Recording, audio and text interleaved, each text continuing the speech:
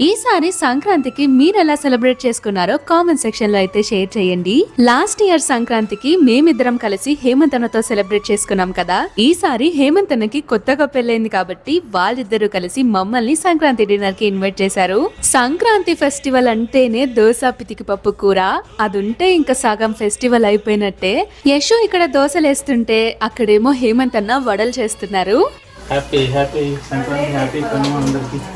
Final గా మేము ఏమేమి తిన్నామో చూసేయండి. పితికి పప్పు కూర చూసావా? పితికి పప్పు, కేసరి, దోశ, శనగబాల వడ, చికెన్. ఏ మాటకు ఆ మాట చెప్పాలి. ఫుడ్ అయితే అద్దిరిపోయింది. అలా పుష్టిగా భోంచేశాక అందరం కలిసి మాట్లాడుకుంటూ ఉంటే ధీరజ్ అన్న మాత్రం డెడికేటెడ్ లహన్ డైరీస్ ఫాలోవర్ లాగా ఇయర్ ఫోన్స్ పెట్టుకొని మరి లహన్ డైరీస్ లో వ్లాగ్ చూస్తున్నాడు. హౌ స్వీట్ కదా. మీరు ఇంతవరకు ఆ వ్లాగ్ చూసారా లేదా? చూడకపోతే ఇప్పుడే వెళ్ళి చూడండి.